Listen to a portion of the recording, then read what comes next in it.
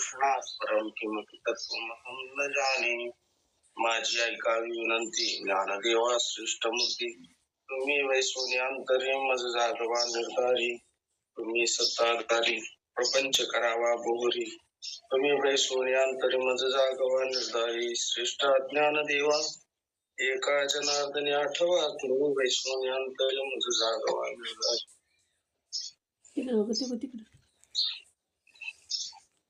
होय अष्टदा भिन्नायसे जे दाविले प्रकृतीविषयी, जे क्षेत्रद्वारा 36 भागी केले. सेवेला प्रारंभ करण्यापूर्वी या ठिकाणी दोन शब्दाचा परिहार म्हणजे मी काही एवढा मोठा नाही सर्वांसमोर बोलण्या एवढा, म्हणून सगळ्यांच्या मागून कोणाला न दिसता मोबाईलवरच बोलायचा प्रयत्न करणार आहे. 15वा अध्याय चालू आहे गीतेमधला आणि 15वा अध्याय हा ज्ञानेश्वरी मधला एक महत्वाचा अध्याय आहे.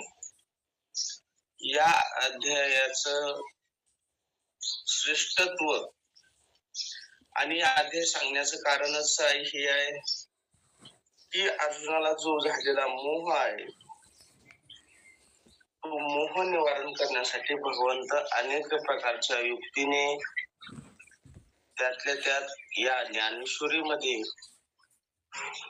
कर्म, ज्ञान आणि उपासना ह्या तिन्हीचे सुद्धा वर्णन विस्तृतपणे भगवंताने केले आहे. म्हणजे या 3 कांडामध्ये ही भगवद्गीता म्हणा किंवा ही ज्ञानेश्वरी म्हणा केली गेलेली आहे. तर त्यापैकी ज्ञानकांडामध्ये हा अध्याय येतो. त्यामुळं काही गोष्टी, काही अक्षर, काही शब्द आपल्याला अवघड वाटतात. वेदांताची आहेत, वेदांताची थोडीशी प्रक्रिया या ठिकाणी मांडलेली आहे. तर या 15व्या अध्यायाच्या माध्यमातून भगवंताला दुसरं काही नसून अर्जुनाला हे सर्व मिथ्या कसं आहे हे संसार वृक्षाच्या रूपाने भगवंत या ठिकाणी सांगतात.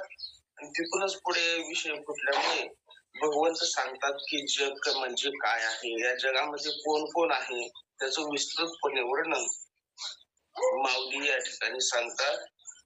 तर जो श्लोक आहे 15वा अध्यायाचा 16 नंबरचा श्लोक, त्यामध्ये वर्णन करताना द्वाविमौ पुरुषौ लोके, लोके म्हणजे या जगतामध्ये, या लोकांमध्ये द्वाविमौ पुरुषौ 2 प्रकारचे पुरुष राहतात. मग त्यांची नाव काय?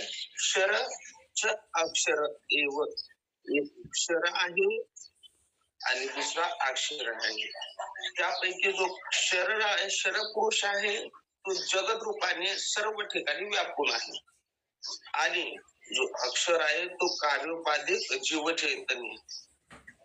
मग हे जे 2 प्रकारचे झालेले आहेत तर त्यापैकी क्षर आहे तो जगताला कारण असणारी माया की जी सर्व चराचरामध्ये नटलेली आहे, अशी जे मायोपाधिक जे आहे म्हणजे जगताला कारण असणारी जी माया आहे ती क्षर आहे. आणि मायोपाधिक माया ही उपाधी ज्याने घेतली असं जे ईश्वर चैतन्य आहे ते अक्षर आहे असं ते भगवंत सांगतात या ठिकाणी. क्षर सर्वानी भूतानी, सर्व भूतांच्या ठिकाणी जो आहे तो क्षर आहे. आणि अक्षरः कुटस्थः उच्यते, जो अक्षर आहे जो कधीही ढळणारा नाही. कुटस्थ शब्दाचा अर्थ जो लोहार असतो ना त्या लोहारापाशी त्याचं जे कार्य आहे, काम आहे, धंदा आहे ते धंदा करण्यासाठी 2 प्रकारच्या महत्वाच्या वस्तू असतात. एक म्हणजे घन असतो आणि दुसरी म्हणजे आयरन असते. तर तो आपल्या आयुष्यामध्ये कितीतरी लोखंड त्या आयरनवर ठेवतो आणि वरून घनाने मारतो, त्याचा आकार बदलतो आणि जो आकार पाहिजे तसा करतो. परंतु त्याच्या पूर्ण आयुष्यामध्ये कितीही लोखंड त्याने वाकवलं, त्याच्यामध्ये बदल केला, परंतु त्या आयरनीमध्ये कधीच बदल होत नाही. मग असं जो आयरनी प्रमाणे असतो मजबूत, ज्याच्यामध्ये कुठलाही विकार नाही, त्याला कुटस्थ असं म्हणतात. तर मग या जगतामध्ये एक क्षर पुरुष आहे आणि दुसरा अक्षर पुरुष. अजून सोप्या भाषेत जर सांगायचं म्हटलं तर क्षर म्हणजे गळणारा, क्षर म्हणजे गळणारा, आणि अक्षर म्हणजे जो कधीही गळत नाही, कधी संपत नाही, कधीही नष्ट होत नाही, असं जे असतं अक्षर असतं. ह्या दोन पुरुषाचं वर्णन या ठिकाणी चालू आहे. मागील काही ओव्यांमध्ये सुंदर असं चिंतन केलं होतं. तर त्यापैकी आपण पुढे जाऊन तर 484 क्रमांक ओवी, त्यामध्ये माऊली सांगतात ते अष्टदा भिन्न ऐसे जे दाविली प्रकृती मिसे, जे क्षेत्र द्वारा 36 भागी केले. अष्टदा भिन्न ऐसे म्हणजे ह्या 8 प्रकारच्या प्रकृतीच्या रूपाने 8 प्रकारची प्रकृती आपल्या 7व्या अध्यायामध्ये त्याचं काय आलेलं आहे, वर्णन आलेलं आहे. आणि मग जे 7व्या अध्यायामध्ये हे 8 प्रकारच्या भिन्न अशा प्रकृतीचं जे वर्णन आलेलं आहे ते दाविली प्रकृतीच्या मेषाने म्हणजे प्रकृतीच्या निमित्ताने जे दाखवलेलं आहे तेच क्षेत्र द्वारा 36 भागी केले. मग तेच क्षेत्राच्या द्वारा या ठिकाणी क्षेत्राच्या रूपाने, क्षेत्राच्या निमित्ताने 36 काय केले, त्याचे भाग केले. क्षेत्र म्हणजे काय, की आपलं शरीर. आपल्या 15व्या अध्यायाच्या सुरुवातीला सांगितलं की शरीर म्हणजेच काय आहे, क्षेत्र आहे. या ठिकाणी त्या ठिकाणी वर्णन केलेलं आहे. तर मग तेच जे 7व्या अध्यायामध्ये 8 प्रकाराची भिन्न प्रकृती सांगितली होती तेच या 15व्या अध्यायामध्ये 36 रूपाने ह्या क्षेत्राचं वर्णन केलेलं आहे. माऊली म्हणतात हे मागील सांगू किती, अगा आताची जी प्रस्तुती वृक्षाकार रूप करीती निरूपिले. माऊली म्हणतात, भगवंत म्हणतात अरे बाबा हे मागचं काय 7व्या अध्यायाचं काय सांगू, परंतु आताच जे प्रस्तुत म्हणजे या क्षणी जे तुला दाखवलेलं आहे, प्रस्तुत आहे, वर्तमान आहे, चालू वर्तमानामध्ये जे तुला आम्ही सांगतो आहोत 15वा अध्याय, तर या 15वा अध्यायामध्येच जे वृक्षाच्या रूपाने वृक्षाचं निमित्त करून जे सांगितलेलं आहे तेच आहे. काय तर ते 36 भाग केलेलं जे वृक्षाकार मिशाने तेच या ठिकाणी प्रकृती आहे. ते आगवेची साकारे कल्पने आपण या पुढे झाले असे तर अनुसारे चैतन्याची. मग ते आगवेची साकारे म्हणजे हे जे पूर्ण जगत आहे, ह्या जगतालाच आपलं गाव आहे असं जे समजून ते आगवेची साकारे कल्पने आपण पया पुरे, पुरे नाम गाव, पूर म्हणजे गाव. अनेक गावांना आजही आपल्याला बघण्यात येतं की पूर हा शेवट शब्द लागलेला असतो. जसं उदाहरणार्थ आता आमचं जर पंढरपूर, तुळजापूर, अलंकारपूर, हे पूर म्हणजे हे गाव. तर मग हे कल्पने, लक्ष द्या माऊली किती सुंदर वर्णन करतात. हे खरं नाही. शब्द साधेत मी जास्त खोलामध्ये जाणार नाही, जेणेकरून ऐकायला पण बरं वाटेल. या साध्या साध्या शब्दामध्ये मी पुढे जाण्याचा प्रयत्न करणार आहे. ते आगव्याचे साकारे म्हणजे एकतर साकार म्हणजे जसं आहे, जग आहे तसं होतो स्वतः. कोण होतो, तो क्षर म्हणजे कोण, ते माया चैतन्य जे आहे तो कसा होतो, साकार होतो. म्हणजे जसं ह्या जगताचा आकार आहे तसं स्वतःला बनवतो. पण कल्पने आपण म्हणजे कल्पनाच आहे त्याची, की मी जगामध्ये जगासारखा आहे किंवा मी जग आहे अशी त्याची कल्पना असते. माऊली म्हणतात कल्पने आपण पयापुरे झाले असे तदनुसारे चैतन्याची. हे जे गाव आहे त्या गावातच हे गाव माझं आहे आणि मीच गाव आहे अशी कल्पना करून ते जे जीव चैतन्य आहे, ते जीव चैतन्य पार सृष्टीच्या आरंभापासून ते शेवटपर्यंत स्थूल असो सूक्ष्म कारण या शरीराशी तादात्म्य ठेवतो आणि मग त्या शरीराशी तादात्म्य ठेवून त्या शरीरानुसार जणू विकारी जड आणि परिच्छिन्न झालेले आहे. म्हणजे लक्ष द्या, माऊलींचा हेतू काय, थोडासा विषय ऐकायला कठीण वाटतो, परंतु माझ्या पद्धतीनं जेवढं सोपं करता येईल तेवढं मी सांगतो, तर ऐका.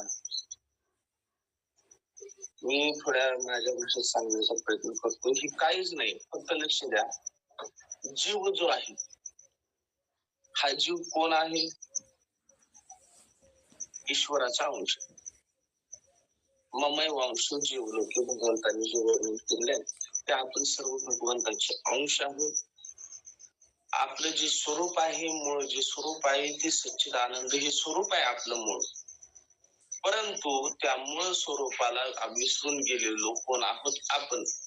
आणि हे क्षर आणि अक्षर पुरुष हे 15व्या अध्यायात गीतेची, ह्याची एवढं खोल जाण्याची गरज नाही. स्वतः उदाहरण घ्या आपलं, की आपण जो जीव आहे, मी करतो, मी भोगतो, मी हे काम करतो, मी ते काम करतो, मी घर चालवतो, मी ज्ञानेश्वरी सांगतो, मी ऑनलाईन येतो, नाही येत, ही ज्या काही कल्पना आहेत किंवा मी आणि माझं, ह्या दोन गोष्टींमध्ये जो अडकलेला आहे, लक्ष द्या, मी आणि माझं या दोन गोष्टींमध्ये जे अडकलेलं आहे ते आहे क्षर चैतन्य, म्हणजे जीव. जीव पण कोणता? जो शरीराला मी म्हणणारा जो जीव आहे तो जीव, म्हणजेच कोण आहे तो? क्षर पुरुष आहे, असं लक्ष द्या. म्हणजे सोपं करून सांगतो, म्हणजे या जगताला काय समजतो आणि तुम्हाला अजून थोडं पुढे जाऊन सांगतो. म्हणजे या ठिकाणी शास्त्रकारामध्ये जे सांगितलेले आहेत नास्तिक, त्यामध्ये बरेच आहेत, पण त्यामध्ये 4 वाक्य आहे. ते 4 वाक्य देहालाच काय समजतात? देहाला मी समजतात. म्हणजे देह म्हणजेच देह खंडानाम आत्मा, म्हणजे देह हेच आत्मा आहे असं समजून ज्या काही क्रिया होतात आपल्याकडून अज्ञानाने, की मी करणार आहे, कर्तृत्व भोक्तृत्व हे माझ्या सत्तेने आहे, असं जे चालतं. मला वाटतं 17व्या अध्यायामध्ये त्या अशा काही अज्ञानी लोकांचं वर्णन 17व्या अध्यायामध्ये आलंय. आढ्योबी जनवानस्मी कोण्यस्ती सदृशमया 183 ते ज्ञान विमोहिता, असे ज्ञानाने अज्ञानाने मोहित झालेल्या लोकांचं वर्णन असतं, की शरीराला मी आणि शरीरासंबंधी माझं म्हणून आणि हे जगत खरं आहे असं समजून जो क्रिया करतो आणि त्या क्रियेच्या माध्यमातून सर्व जगतामध्ये हे जग म्हणजे मी आहे, हे शरीर म्हणजे माझं गाव आहे, शरीर म्हणजेच मी आहे असं जो समजतो तो आहे क्षर पुरुष. आणि तो क्षर पुरुष या पूर्ण शरीरामध्ये 36 रूपाने काय राहतो, त्या ठिकाणी ठाण मांडून राहिलेला आहे. आणि मग ज्या प्रकारे त्या क्षर पुरुषाने त्या शरीराची साथ घेतल्यामुळे, शरीराला मी आहे असं समजल्यामुळे, त्या शरीराचे जे नैसर्गिक जे काही क्रिया आहेत, जे विकार आहेत, ते विकार त्या क्षर पुरुषाला भोगावं लागतं. की ज्याप्रमाणे या शरीराला भगवंताने सांगितलेलं आहे, माऊली म्हणतात की ज्याप्रमाणे वासांशी जीर्णानि यथा विहाय नवानि गृह्णाति नरोपराणि तथा शरीरानि विहाय जीर्णानि व्यंग्यानि संयाति नवानि देहि. जैसे जीर्ण वस्त्र सांडिजे मग नूतन वेडिजे, ज्याप्रमाणे जुनं वस्त्र टाकून आपण नवीन घेतो, त्याप्रमाणे हे शरीर सुद्धा ज्यावेळेस जीर्ण होतं त्यावेळेस या शरीराला काय आहे? विनाश आहे, त्याचा शेवट आहे. मग ते शरीर पडतं आणि शरीर पुन्हा नवीन जन्म घेतं. मग त्यामध्ये त्या शरीराचा जो विकार आहे, ते पूर्ण शरीराचे जे विकार आहेत, जन्म मरण, हे एकूण वेदांतामध्ये 6 प्रकारचे विकार शास्त्रकारांनी सांगितलेले. अस्ति जायते वर्धते अपक्षणीयते आणि नश्यते, असे काही एकूण 6 प्रकारचे विकार. मग या शरीराला मी समजल्यामुळे त्या क्षर पुरुषाला या शरीराचे जे काही धर्म आहे ते धर्म सुद्धा त्या चैतन्याला, त्या क्षर पुरुषाला काय करावे लागतात? भोगावे लागतात. मग आणि तो काय असतो? स्थूल सूक्ष्म शरीर या तिन्ही शरीराशी काय ठेवत असतो, तादात्म्य ठेवत असतो. परंतु जे मूळ चैतन्य आहे ते या स्थूलाच्याही पलीकडे आहे, सूक्ष्माच्याही पलीकडे आहे आणि कारणाच्याही पलीकडे जे आहे ते आहे खरं चैतन्य. परंतु या तिन्ही स्थूल सूक्ष्म कारण शरीराशी तादात्म्य ठेवतो आणि या शरीरानुसार शरीराचे जे भोग आहेत, शरीराचे जे विकार आहेत, शरीर कसं आहे, जड आहे, शरीर कसं आहे, परिच्छिन्न आहे, शरीर कसं आहे, विकारी आहे, शरीर कसं आहे, नाशवंत आहे. या सर्व प्रकारच्या क्रिया, सर्व प्रकारचे विकार त्या शरीराला मी समजल्यामुळे त्या क्षर चैतन्याच्या ठिकाणी हे सर्व गुण दिसतात, जे आपल्या शरीरामध्ये आहे. वैयक्तिक आपण आयुष्यामध्ये जे जगतो ते आपण सध्या क्षर पुरुष या नावाने जगतो, अशी कल्पना करून आपण पुढे चलू. मग माऊलींनी हा सिद्धांत पटण्यासाठी पुढे काय दिलेले आहेत, दृष्टांत दिलेले आहेत. जैसा गुहा आपणची बिंबे सिंह प्रतिबिंब पाहतात शोभे, मग क्षोभला समारंभे घालितेत. ज्याप्रमाणे कल्पना करा, एक सिंह आहे आणि लक्ष द्या, दृष्टांत का सांगतात हे महत्वाचं आहे. दृष्टांत हा ऐकण्यासाठी, मनोरंजनासाठी नसून सिद्धांत मजबूत करण्यासाठी काय असतो, दृष्टांत असतो. तर हा दृष्टांत का देतात, लक्ष द्या, की जो क्षर चैतन्य आहे तो चैतन्य असतानाच काऊन आहे, चैतन्याचा अंश आहेत आपण, तुम्ही, आम्ही सर्व चैतन्याचे अंश आहेत. परंतु झालं काय, की आपण या शरीराला मी आणि माझं समजतो, म्हणजे शरीरालाच मी असं समजतो. आता आपण आयुष्यामध्ये, वैयक्तिक आयुष्यामध्ये सुद्धा व्यवहार ज्यावेळेस करतो त्यावेळेस हे मी केला असं जे म्हणतो, म्हणजे आपण या शरीराचं तादात्म्य घेतो. म्हणजे शरीरामध्ये आणि आपल्यामध्ये खूप फरक आहे. शरीर म्हणजे आपण नाही, शरीर मरत, आपण नाही मरत. एक व्यवहारामध्ये अजून एक चुकीचा शब्द आहे आत्महत्या. आत्महत्या नाही होऊ शकत, ती काय आहे, शरीराची हत्या आहे. तर त्या प्रकारे शरीर नसून आपण शरीराला काय म्हणतो, आपलं समजतो. मग त्यासाठी मग माऊली दृष्टांत देतात, शरीर म्हणजे चैतन्य नाही, परंतु त्या शरीरालाच चैतन्य समजतो आपण. त्यासाठी माऊली प्रतिबिंब दिसतात. ज्याप्रमाणे सिंह आहे, रस्त्याने जात आहे, त्या ठिकाणी त्याला आड म्हणा, विहीर म्हणा, तलाव म्हणा दिसतो. लहानपणी आपण ही गोष्ट ऐकलेली आहे. मग तो त्या काय करतो, पाण्यामध्ये पाहतो. मला वाटतं ते लहानपणी ते गोष्ट सांगायची, त्या वाघ सिंहाकडे एक जण उशिरा गेला असं, त्याने सांगितलं मी येत होतो पण मला रस्त्यात दुसऱ्या सिंहाने अडवलं. ती अशी काही दंतकथा होती. मग तू वाघ काय करतो, त्या पाण्यामध्ये पाहतो. मग तू पाण्यामध्ये पाहिल्याच्या नंतर मग त्याला वाटतं पाण्यामध्ये काय आहे, सिंह आहे. पाण्यात सिंह आहे आणि तू त्या पाण्यातल्या सिंहाला खरं समजतो आणि तू रागावतो त्याच्यावर आणि काय करतो, झेप घेतो त्याच्यावर. कशा करता, त्याचा नाश करण्याकरता, समोरच्या सिंहाचा.